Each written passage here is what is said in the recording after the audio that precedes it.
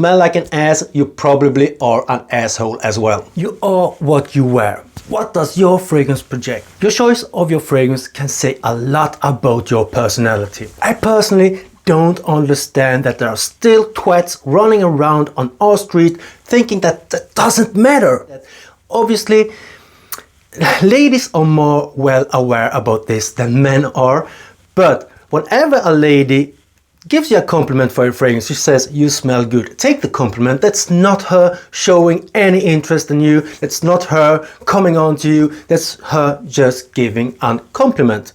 But when a lady says, what fragrance are you wearing? Or you smell good, what fragrance are you wearing? She is gathering information about you.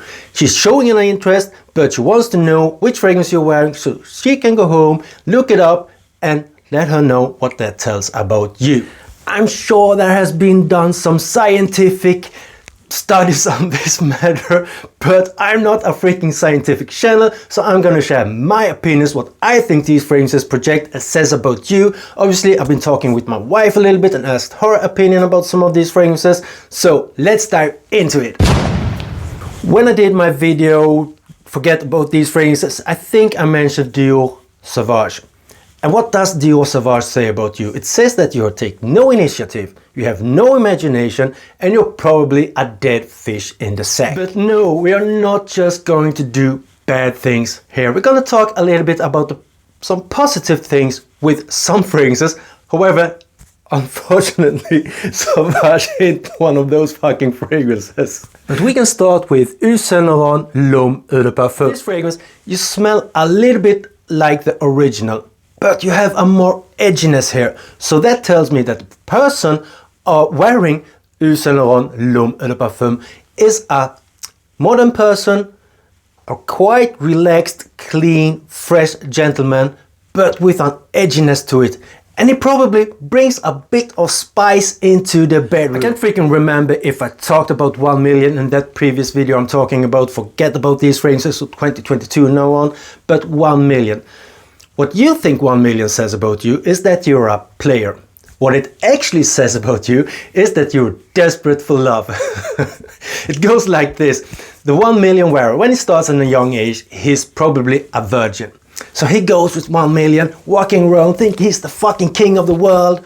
But when he gets taste of the ladies, when he gets the first lady, when he loses his virginity, he falls that fucking hard that he will never rise up again. He will forever be under the shoes of that lady. He will do everything for her. Her word is his law. In the end, the lady gets tired of that because she thinks it's an uninspiring relationship. They need a little bit resistance. They can't have somebody just always doing everything for them because they get tired of that. So in the end, she kicks him out. And the wearer of 1 million goes back to his 1 million scent, thinking he is the player, meets the next girl, and the same thing happens again. He is desperate for love.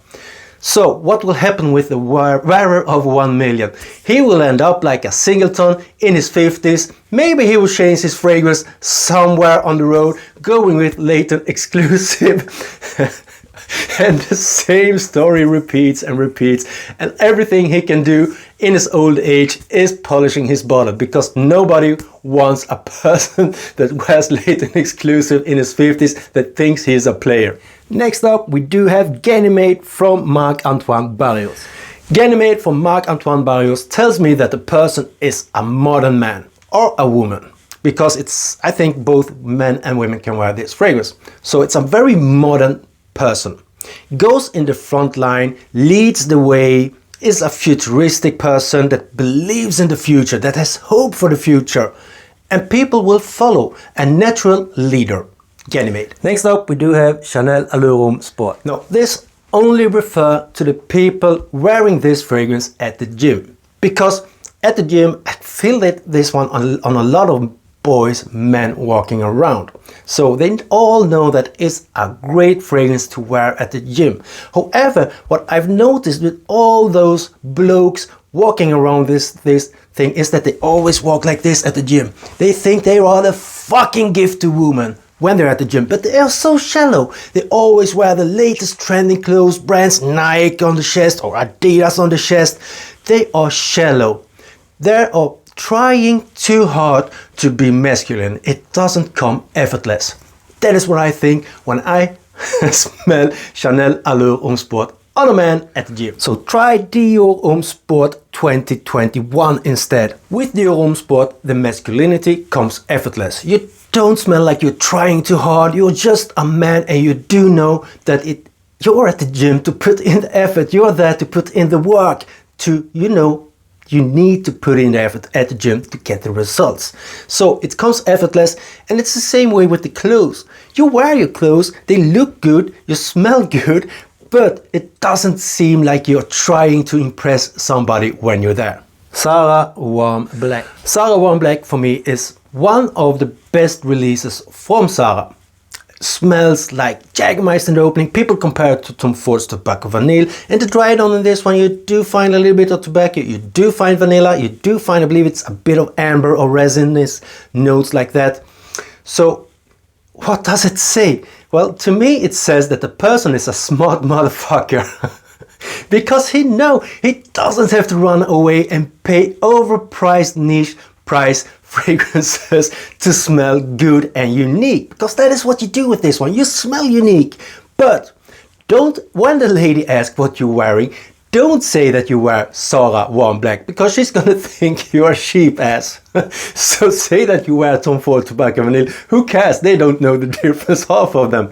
So that is what I would do with Zara Warm Black. So when we are talking a little bit about Tom Ford, let's talk a little bit about Tuscan Leather. Now, Tuscan Leather for me is very depending on how you dress. Because if you're just a cool dude walking around and you wear Tuscan Leather, it just works if you have a leather jacket and stuff like that. But if you're a man of power or woman of power, that you might have a CEO position, a boss, leader, anything like that, and you dress in, you're probably well dressed, and you wear Tuscan Leather, it just feels that you're trying to abuse your power. That's what I think about bosses, ladies, women wearing a fragrance like Tuscan Leather. They are the kind of bosses that comes pointing with a whole hand, screaming their directions.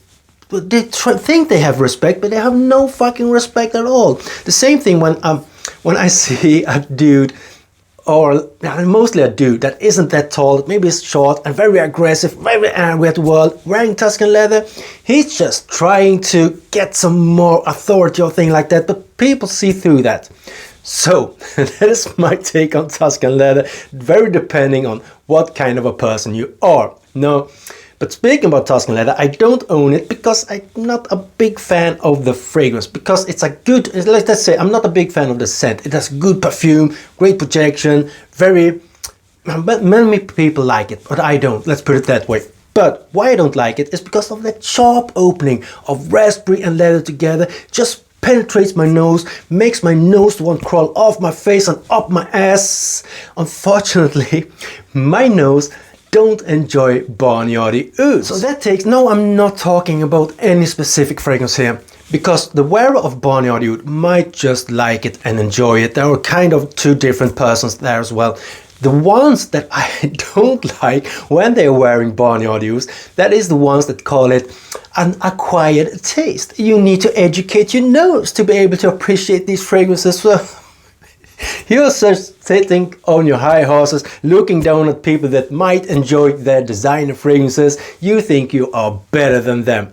Well, in my opinion, you smell like an ass, you probably are an asshole as well. And that kind of brings me to the next subject here. Those people sitting on the high horses, talking about an acquired taste, need to train, educate your nose. Those are the same people that say that this is a great beginning niche fragrance. Well, fuck that. Go out there, try fragrances, try scents, because we all are different. I know people that, one dude in particular, he probably, if he's watching, he know who he is, but he dived right into those heavy oud fragrances. That was his thing. Oud rose combinations. He loved it. He liked it. From the first start, he went past the designers straight up to them. So that with beginning fragrances, beginning niche fragrances, I don't believe that. You need to try fragrances to find your own taste. I'm sorry for that off-track rant. But let's stay a little bit with Tom Ford. The next fragrance is Tom Ford's Beau de Jour. This to me smells like a classy gentleman. That is what this fragrance says about the wearer. A classy gentleman, maybe from old rich family, but he's wealthy. He has everything secured. He is on top of his own shit. Tom Ford Beau de Jour. And that brings us to Troughton Hill Sandalwood Cologne. This is an underrated barbershop fragrance. Crisp, fresh, and that is what it says about the wearer as well. A crisp, fresh, modern man. Not necessarily a gentleman, because it can be worn by so many different categories of people, of men. I see this as a masculine scent. It can be worn by young people, it can be worn by middle-aged people, it can be worn by old people. They all gonna smell crisp and fresh, and that is what they are projecting as well. Next out, we do have Widian London. This is kind of a take on Tuscan Leather, but a softer take. The leather is more suede, the raspberry is sweeter, not as sharp, and the vanilla in this is amazing. Now, what does this say about... what does this say about the wearer then? It says that the wearer does have a natural authority. He is a natural leader. He has a natural power, but he doesn't need to brag about it. Instead, he tries to tone it down with wearing a little bit of a softer version, a little bit of a softer take, to show that he has his heart on the right place. Widian London. Next out, we do have Parfum de Marly's Kalan. Parfum de Marly's Kalan shows of a very self-confident person. It is a person that can take advice, but don't necessarily listen to the advice, because he goes his own fucking way. And that is a take that I do like, and that is a kind of what it projects and says, that here comes somebody that does know what he wants, that does go his own way, that doesn't listen to everybody else, and most of all, it has some kind of a weird thing going on, where it gives a projection of that it is somebody that would take a bullet for the persons he loves. Parfum de Marly's Kalan. Givenchy Gentleman Reserve Privèe. This is the only iris-based fragrance I will ever fucking suggest for you guys. Now, I did a rant about iris. I still think nothing's gonna change my mind. I had some people haunting me down, trying to talk to me that you can't say it is that. Well, I think it is a fucking feminine note, so I'm gonna stick by my guns. But there are always the exception of the rules, and Givenchy Gentleman Reserve Privèe is one of them. Now, when you see people talking, how do you know that a fragrance reviewer has no fucking clue what he's talking about? That is when he says it has a lovely whiskey note in this fragrance. It is so boozy, so good. Well, they are fucking lying through their teeth, because the whiskey note in this fragrance provides a smokiness to the woods. That is what it does, and that makes this iris-based fragrance a little bit more masculine. No, this isn't a fucking review video about Givenchy Reserve Privèe. It is what it projects. This one projects that it is a metrosexual man. A man that goes in the front line fighting for equal rights. That is what I think when I smell Givenchy Gentleman Reserve Privèe. Next out, we do have Tobacolor from Christian Dior. This one smells to me a little bit like sophistication, class, elegance. That is what I think, but it comes with an edge. So what I think about when I smell this on a person, I do think that here comes a person that knows how to behave, that knows how to carry her or himself, but with the edginess. Again, with a certain amount of edginess, meaning that they probably are having a sharp tongue. They don't speak too much, they don't say anything unnecessarily, but when they open their mouth, there is something sharp coming from them. Niche for All Patchouli TB. This is Niche for All's take on Carlisle from Parfum de Marly. I tried Carlisle for a while back, but I can't remember the longevity and projection of it, but this one is loud. So for me, this is an extrovert person. A person, it projects that you're an extrovert person. It projects that you love the attention, that you love to be in the center, and you probably are the center of the party as well. Terre Eau Givrèe is the cool dude. It does have a lot of citruses, a kind of a frosty drink in the opening with the classic Terre dry down. Now, this is a cool dude. He doesn't need to have the biggest projection fragrance to own a room. He just owns the room naturally.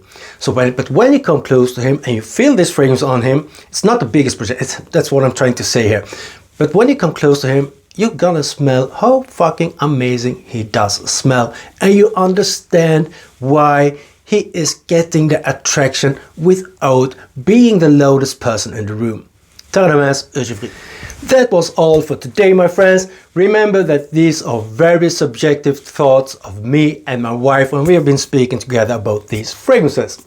So if you didn't like anything that I said or you feel offended about it, well, you know what to do. That video I talked about in the beginning, snowflake scents or something, go watch it. You might find something there for you. The rest of you who enjoyed and stayed this long, thank you very much and see you around.